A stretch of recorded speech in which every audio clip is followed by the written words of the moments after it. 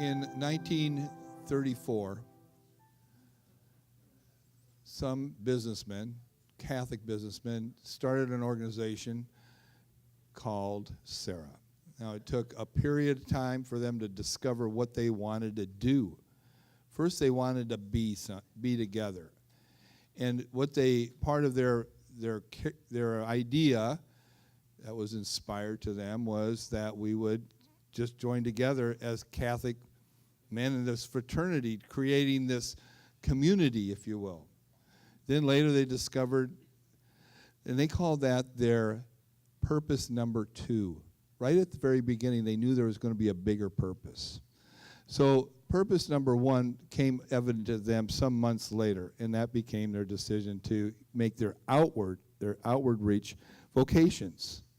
So that happened after they came together as community.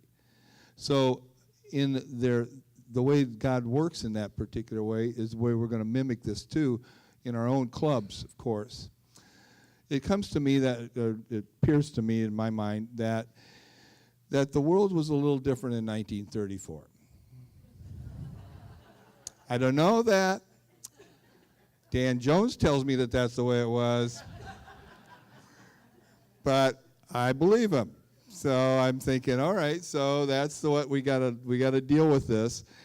And part of what we want to talk about is who are we working with? And so as I was talking with one of our Serrans that on some of my trips, he said, do you know anything about Generation Z? And I'm thinking, after Y? I don't know. 2 after X? So I said, no, I don't really know much about the Generation Z. He says, well, you might want to learn about Generation Z because that's the group that's coming on board. They're moving into the slot. So I learned a little bit about Generation Z. And so I'm thinking, my term, as I call it, the iPhone generation.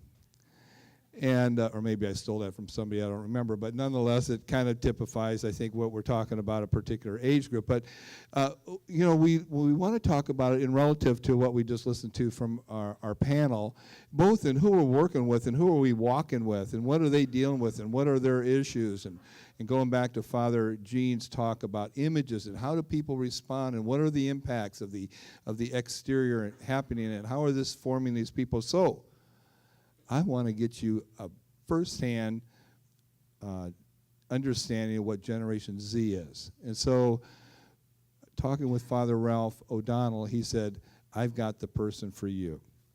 And now I've got the person for you.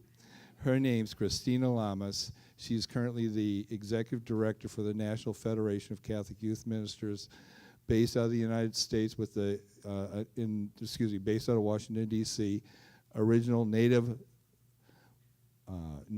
Los Angeles or Southern California lady that's been here, was the director of youth ministry here in the Archdiocese of Los Angeles, and she's here to bring us some insights into both where our vocations are coming from and what is the group that we're working with. And so it's my idea that if we shoot our efforts towards where we last saw the bird, we're going to miss the bird. So let's find out where the bird is, so that we can direct our efforts most directly and most effectively and fruitfully towards where our young people are today. So Christina, thanks for saying yes and welcome.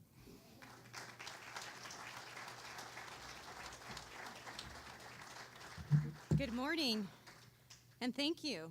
I am excited to be here. Gen Z.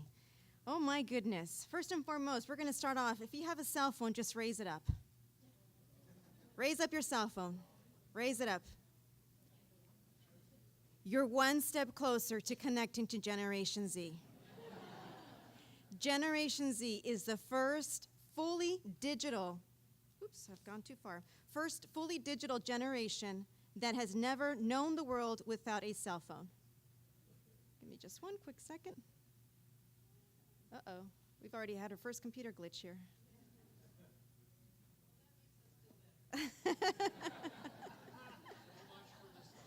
Well, maybe we'll get to that in just a second. I'm going to keep going.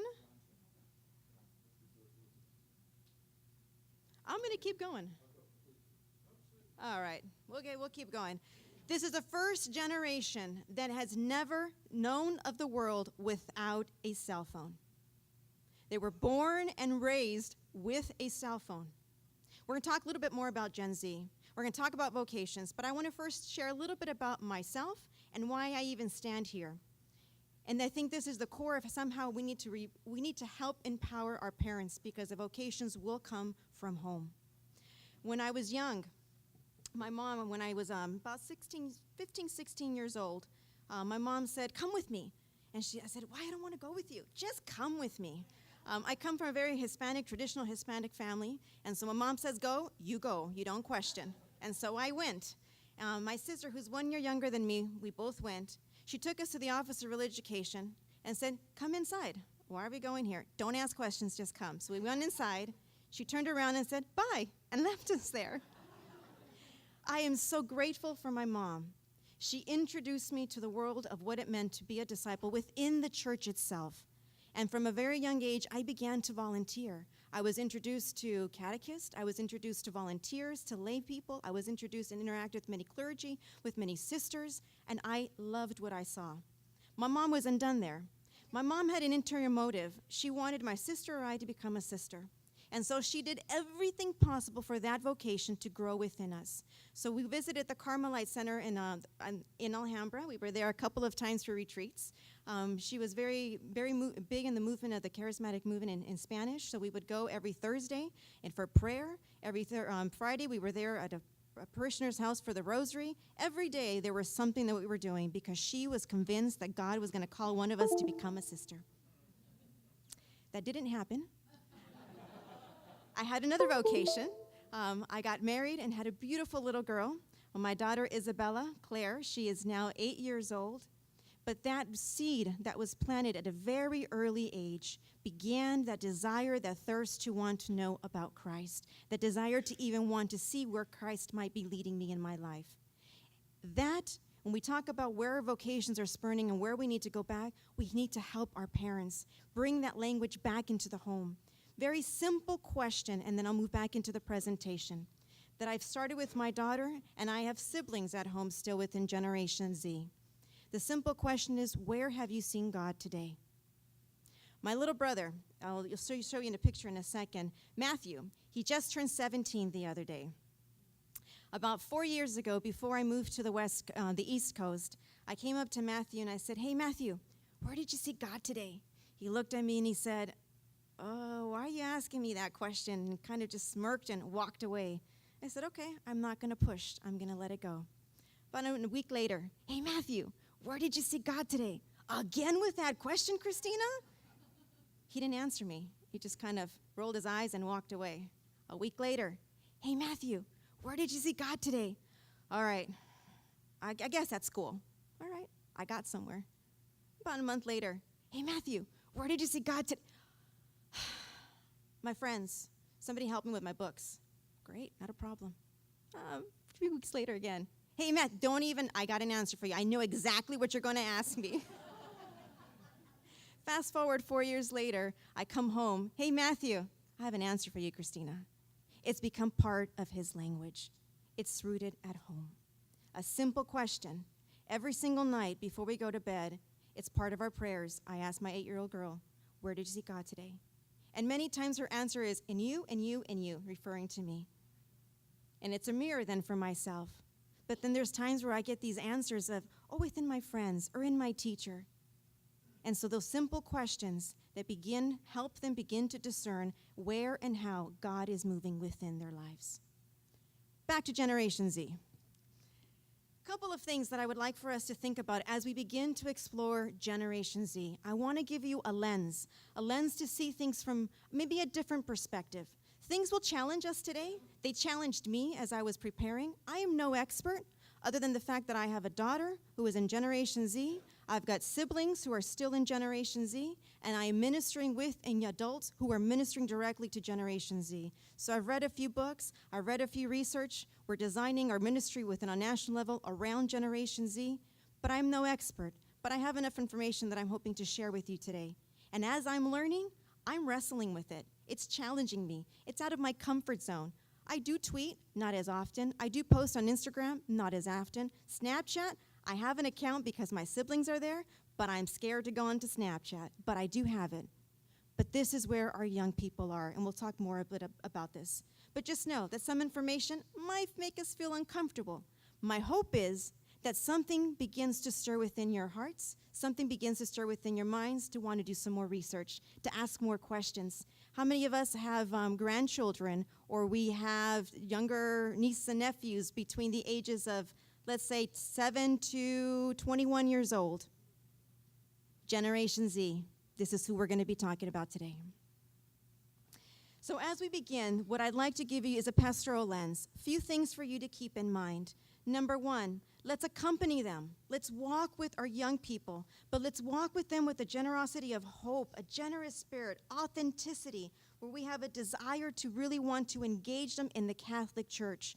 This generation wants to be engaged. They want to feel that they have a mission and a purpose. They're seeking it. They're looking for it. How can we provide those opportunities for them to begin to explore how God is calling them in their lives? And last but not least, as Pope Francis tells us, and I firmly believe this, that the young people of today will be the street preachers in every single corner of the world. They have it at their fingertips. Just imagine when a young person is on fire for Christ, they are true living out their discipleship, their call to holiness, what they can do with this cell phone, and how many people within their circles and outside of their circles they can evangelize. So within that lens, a few things to keep in mind. I've pulled a lot of research. So if you'd like to do more research on your own, a couple of things for you to keep in mind. Going, Gone is research done by St. Mary's Press. Excellent research. You can learn more about some of the studies that they're doing specifically right now, engaging youth and young adults. The Barna Group, you can research a lot of information directly online. Frank Mercadante put out a book called Engaging a New Generation. I'll show you in a second a slide. Again, if you're interested in reading more about this generation, you can read his book. The Fuller Youth Institute has done a lot of research. I'll reference the Synod document that just came out, and finally a few church documents that point to how we need to be ministering to young people. So this is more or less where I'm pulling my information. I'm more than happy to give you sites if you're interested after the presentation. Before I start with some statistics, I'd like first and foremost to give you a case study. And I'm going to read a story to you, so bear with me for a second.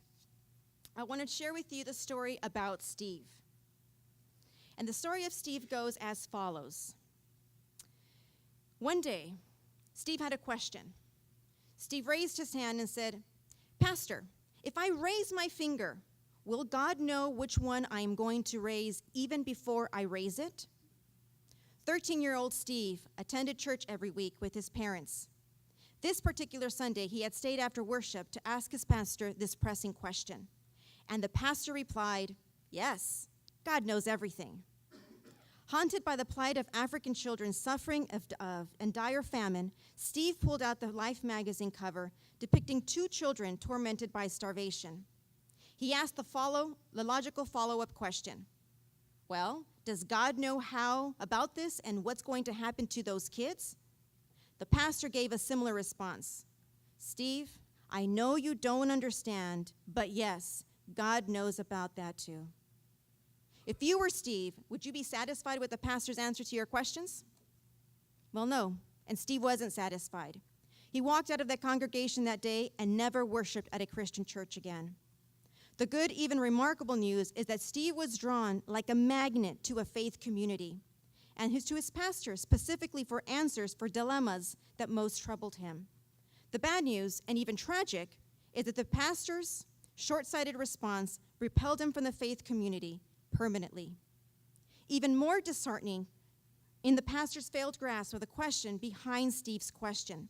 Similar to the young people in your faith communities, Steve wasn't merely asking the question just to ask, but he was wondering God and how he would allow suffering that he himself had experienced in his 13 years, included bullying in school, financial struggles at home, and most painfully, but being relinquished for adoption by his birth parents. Steve was trying to make sense of his own life. Maybe you have heard of Steve. His last name was Jobs. Steve Jobs, the founder and CEO of Apple. He was a church-going teenager who wrestled with big questions. and he sought the church to help him, but they pinned down his answers. Now imagine what that would be like if he would have received an answer to some of his questions. Just imagine what that would be like if his own parents were able to have a dialogue. Or just imagine if the pastor would have said, "That's a great question, Steve. Why don't you and I have a conversation afterwards and go a little bit deeper into that?" Many of our young people are facing the same thing. They're asking questions and perhaps maybe not receiving the answer, and therefore are turning away. The statistics that I'm about to show you are alarming.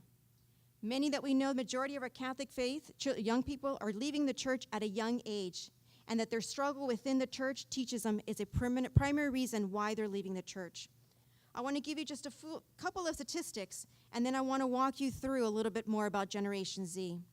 According to CARA, the Center for Applied Research Apostolate, they provided these realities.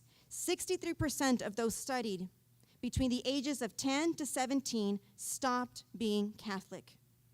13 is a typical age when they were interviewed by CARA that they decided to leave the Catholic Church, and more than likely not to return again.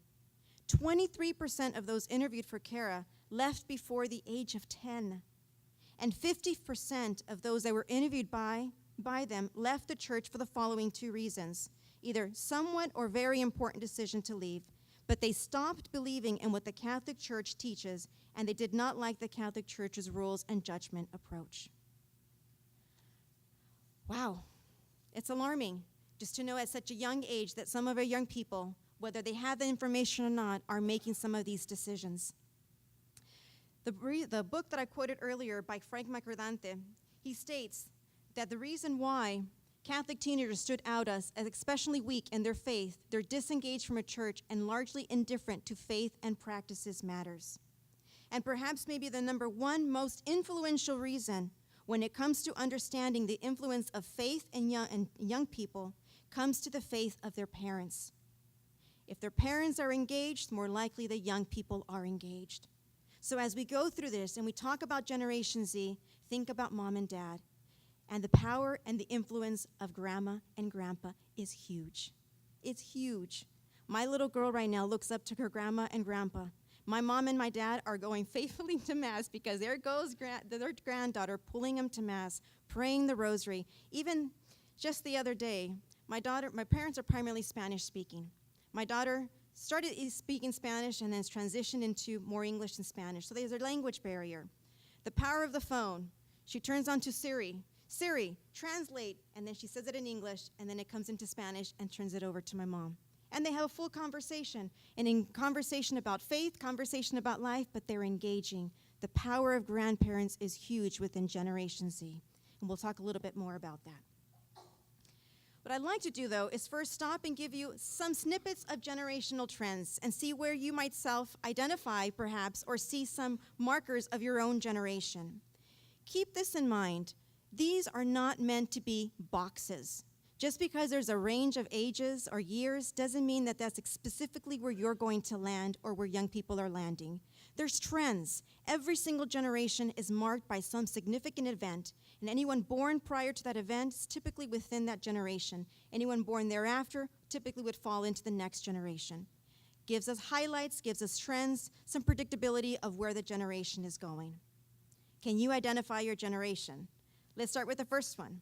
The greatest generation, typically those born between 1901 and 1924. This is the year they experienced the Great Depression and World War II. They remember life without planes, radio, or television, refrigerator, electricity, or air conditioning. What about the silent generation? Born between 1924 and 1945. This was the post-war generation. This is where swing, jazz, Frank Sinatra, Gone with the Wind, Mickey Mouse usually came in during this generation. Baby boomers, 1946 to 1964. This is post-World War II. This is a generation that redefined and rejected traditional values: rock and roll, Elvis, Beatles, Woodstock, miniskirts, Barbies. This is the generation where you had two parents who were working outside of the home, bringing in income. This is the first generation that was introduced to television. And this generation was marked by the assassination of JFK. Generation X. By the way, this is where I identify myself, as Generation X. typically between 1965 and 1981. It varies depending on the research. This is known as the latchkey generation. Both parents have been working, and therefore young people had to fend for themselves at home. This generation remembers life before computers. This generation is the MTV generation, as Father Sam mentioned earlier. This generation began to experience divorce rates at a higher rate. This generation experienced music videos like never before. YouTube, Madonna, Friends became the sitcom, Beverly Hills 90210. This generation became the PC generation. This was the first and last generation as a child to relatively experience peace during their formative years. Now we move into the Millennials, also known as Generation Y, typically between 1982 to 1995. This is known as the Peter Pan generation, because sometimes they've delayed their next step into adulthood, perhaps housing, career. Some of them still perhaps maybe living at home. This generation is known for Yahoo. This generation is known for cell phones, Google, Facebook, iPhone. They have unlimited access to the internet. They are consumed with digital technology. And the one factor that has defined this generation was 9/11. Young people, millennials, born prior to 9/11 will identify with this generation. Anyone born after 9/11, life, the way we knew it, will never be the same. My sister, who is now 24 years old, typically would fall into the millennials. Just the other day, we were having a conversation, and she's heard of 9/11, but she did not experience 9/11. She's more of a Generation Z. So who is Generation Z? Generation Z, I would say anyone born post 9/11 or between 1996 or 2010, depending on how you see the research, also known as I generation. This generation has never known a world without computers or cell phones. They are digital integrators. They look at the phone as air as they breathe. Technology has permeated into every aspect of their life, into relationships. They do not know a world where this has not existed. They are savvy customers. They are globally focused because of the interaction with the cell phone. They are typically very engaged, and they're very dependent on technology. What I'd like to do now is go deeper into Generation Z. And I'd like to focus on 6 different elements of Generation Z to help you better understand the young people who are the present of our church, but also the future of how we should be ministering now, but also into the future. A couple of things for you to know. Did you know that a 7-year-old in the United States has more in common with a 7-year-old in India than a 65-year-old born in the United States with another 65-year-old born in the United States?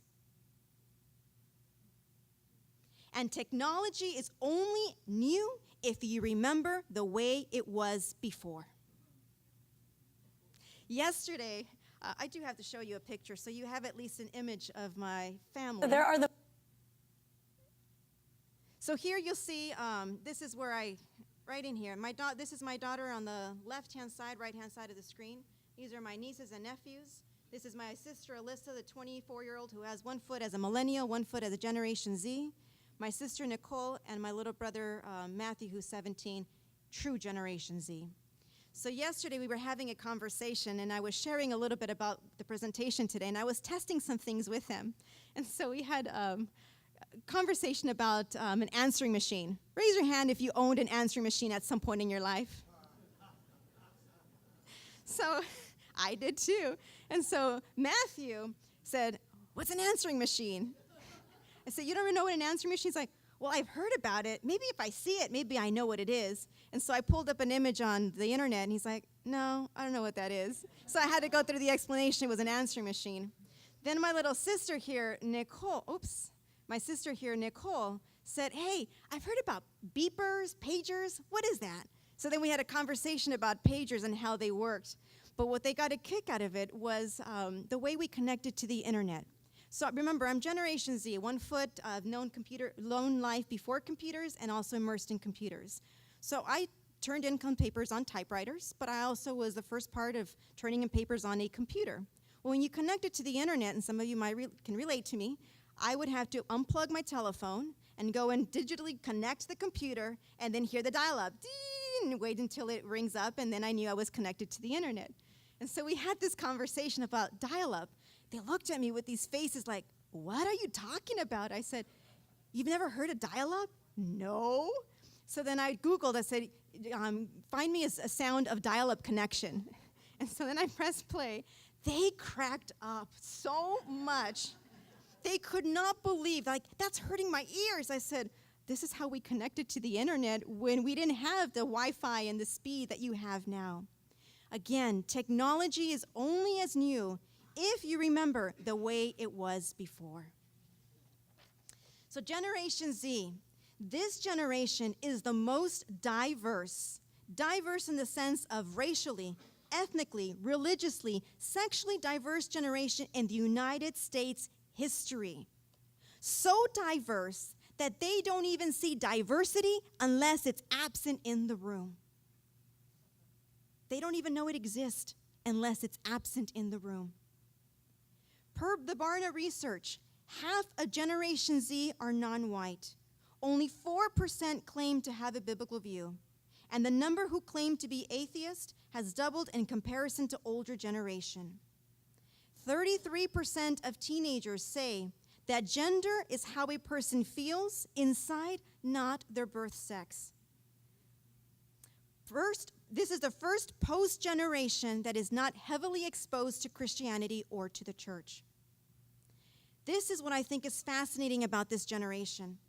Millennials, they've had a negative experience about the Catholic Church, Christianity in general. The Catholic Church is not the only religion who is experiencing the dropout of people disengaged and disaffiliated with faith. This is across the board.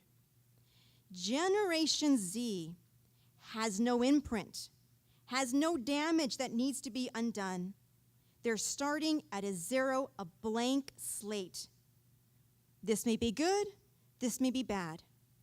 But I think there's a lot of good that if we can take this as an advantage and change our ways of how we interact with Generation Z, they have the potential to drastically change and mold and define Catholicism into the next centuries here to come.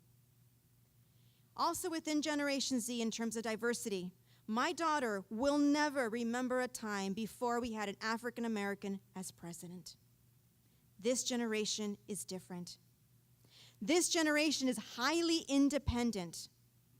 By 2020, 40% of the U.S. workforce is projected to be freelancers because a lot of the Generation Zs are now entering the workplace. We spent a lot of time talking about millennials. Millennials are in our workplace. They are the ones who are employed. Generation Z, my sister who's 21, she is now working. Her friends are now working. They're coming into our workforce. By 2020, it is projected that 40% of them will be freelancers. They are more flexible, interactive, they do not like structure, and they do not like authority. Generation Z is digitally different than millennials and different than any other generation. Majority of the young people between the ages of 13 and 22 already have cell phones. My daughter is begging me to upgrade my cell phone so she can have my cell phone. And my battery does not last. I can't wait to get a new cell phone, but I'm procrastinating because I don't want to give my 8-year-old a cell phone yet. But this is where our teens are at. This is where our young people are at because this is the world that they know. Millennials were tech dependent. Millennials, they didn't really know how things worked, but they just knew they couldn't live without the cell phone. Generation Z, they experienced the world through this cell phone. This generation knows that they can survive by never leaving their house. They can pick up the phone, they can order groceries. Pants, I need a new pair of pants, I can order that on Amazon. Oh, shoes, I can order that from the store. I want to watch a movie, I can download that directly and watch it live stream from Netflix. They can survive without ever leaving their home. Everything of how we know and things that have been marketed needs to change. There will be companies we will see in the near future that will go out of business. unless they drastically change to target to this new generation. Personally, I don't even carry checks anymore. I think I've gone to the bank maybe 5 times in the last 4 or 5 months.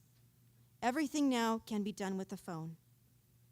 This generation, literally 92% of what's going on daily in their lives can be accessed on this phone. There is a lot of texting, posting, swiping, and chatting that is happening with this generation. And social media is a huge component of how they're living their lives. High usage on social media, such as Instagram, YouTube, is an indication of 2 things: their social status, but also community. They are going on their phone because they are looking for communities. They are looking for people. They are looking for places to belong. 80 to 95% of Generation Z are on YouTube. They are looking for role models. They are looking for people to follow on YouTube. Carpool karaoke needs to be surfaced to the top. Some of these names, I had to research them. I had no idea who they were. But these are the top YouTubers for this generation: James Charles, Desk Perkins, Emma Chamberlain, Brett Rock, Jeffree Star. No clue who they are. I do now because I researched them. But this is who our young people are watching on YouTube. They trust YouTube ads more than any type of media, including radio, print, and TV. So if we are not ministering, are not engaging with this generation on social media, YouTube, Instagram, not even so much Facebook, and I'll talk about it in a second, we are missing the boat. They're not going to find us. They're not going to know we're there. They're not going to hear the message. They use different platforms for different reasons. They'll use Instagram to follow brands or to promote things. They'll use Snapchat to post or send a selfie. They'll use Snapchat to establish or begin a one-on-one relationship. They will only use Facebook to create or check a group event. And by far, social media is the best way at this point to reach this generation. Once you've established a trust with a young person, you can move off the phone. But the gateway to have a trust, to build the trust, is through the cell phone. And I don't know about you, but that saddens me, but that's the reality. That is the reality with this generation. But once you've engaged them, once you've built the trust, they're moving off the cell phone, and it's a one-on-one. But it has to begin, at least at some point, with a conversation. So if you're not interacting with them on a local basis, on a face-to-face, and you have mass amount of young people that you're reaching out, this is the best way to reach out to them at this point, because this is where their generation is at. Doesn't mean it's the only way, but it's research proven to be the most effective. This generation is growing. Generation Z will make up 24% of the U.S. population by 2020. And by 2020, they predict to hold $3 trillion in purchasing power in the United States. That's a lot. Generation Z values transparency, authenticity, and honesty. This is the generation that grew up with a lot of information. They are quick to tell you what's phony. They are quick to tell you what's false news. And if you're not authentic, they can't trust you. Many of them have set up Finsta accounts. These are fake accounts on social media. One account for the family and parents to follow, and then one other account for them to be able to post what they want to post and not other people to know. Until you can gain a trust, this generation values transparency. The more honest you can be, or the more raw you can be, the more authentic you can be, you're more likely to build those relationships with young people. Generation Z loves to get personal. They love one-on-one. Once you can get past this, or once you can have that face-to-face with a young person, they love that interaction. They're craving.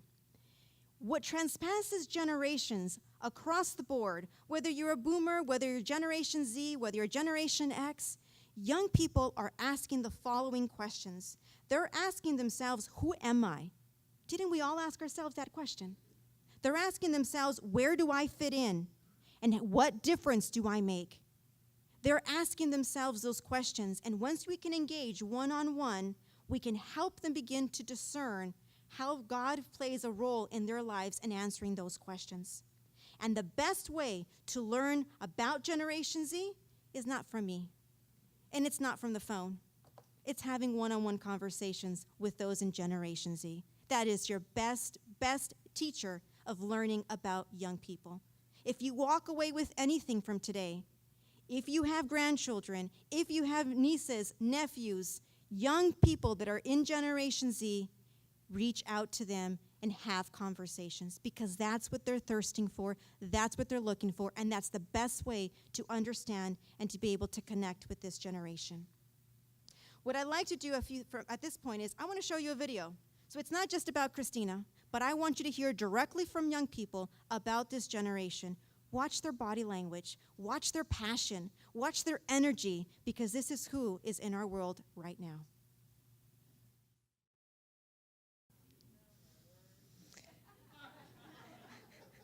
Remember what I said earlier? Some of the information will say it's going to wrestle with us. It's going to kind of move us around a little bit, but that's good. That's good. These are trends. These are trends. It's good for us to be aware of it, but there's more than just the trends. This is one of the many lenses that we can look at the young people. But I want to move on to, because I know we're going to run out of time here, I want to move specifically to what the church can look like, and then specifically what's come from the synod. I mean, we just wrapped up the synod with the bishops and the young people that took place in the fall. Hopefully we'll have an apostolic exhortation that'll come from Pope Francis sometime in the spring. But we already have hints of what needs to happen within this generation for us to truly begin this new way of accompanying and encountering, helping young people encounter Christ in this new mode of trends that are happening within Generation Z. So, a couple of things. What would the church need to look like? Well, the church needs to look like it's not afraid to navigate uncharted waters or to try new things. The church that walks with, not behind, in front, or under young people, but with young people. A church that desires to know the life of young people and wants them to be a part of the life and the vitality of our communities. And a church that is merciful, empathetic, understanding, loving, and embraces young people just as he or she is. We need to meet young people right where they're at, in the messiness, in the joys, in their struggles, in their pains, and to be able to walk with them and help them understand where God is calling them within their own life at that point and stage of their lives. So a couple of things that come from the bishop's document. It's a great document. I encourage you to read it. I just pulled out some nuggets. There's a lot more in there for you to take and break apart. But within an hour, there's only so much you can cover. There's only so much you can talk about this generation. But I want to leave these nuggets that I think point us in a direction that we can begin to look at our own ministry, look at how we're engaging or not engaging with this generation.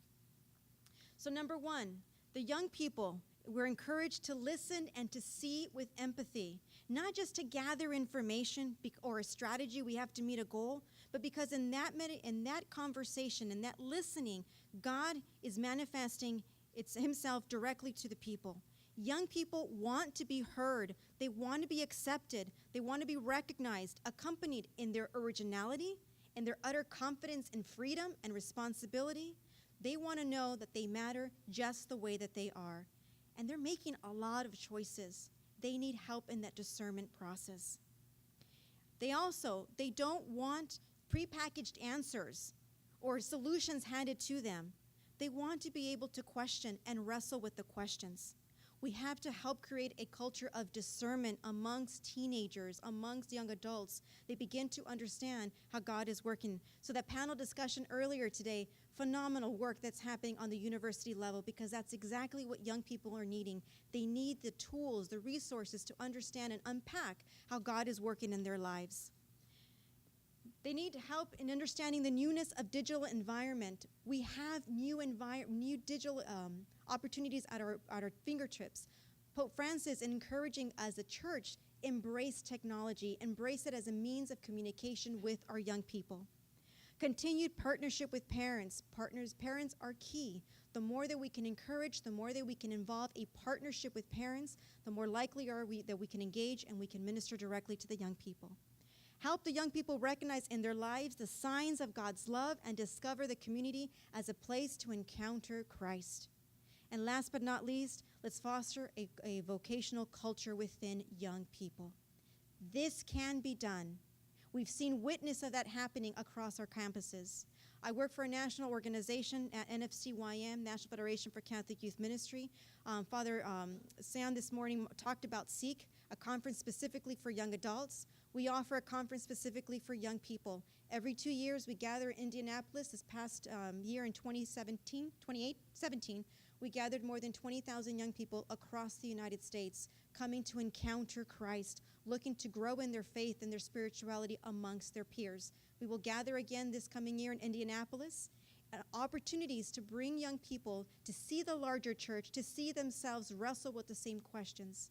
There are opportunities. The fruit is coming, and we see it already stirring amongst ourselves. You are doing phenomenal work. The Spirit is already at play. Sometimes we just need to run a little bit faster to catch up to where the Spirit is leading us. But the Spirit is moving in the work that you're doing. And within our organization, I'm the first to raise our hand and saying we're also behind the times. We have to run up to catch up with the Spirit because the Spirit is also moving in the lives of the young people. God is fully present there.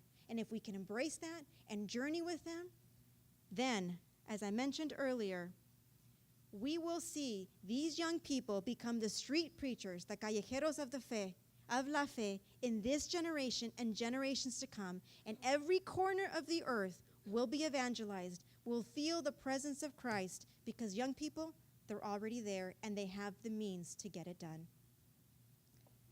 Thank you.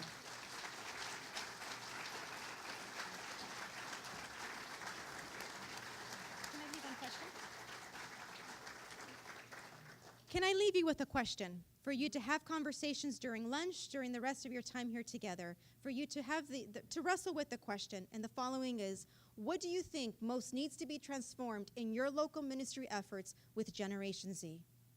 Think about that question and have conversation at your own leisure during lunch, but that way you take hopefully of some information that was presented here and what needs to be transformed. Maybe it's a validation of what's already happening, or maybe there's one or two things that you can think of. Thank you again, and God bless your ministry efforts.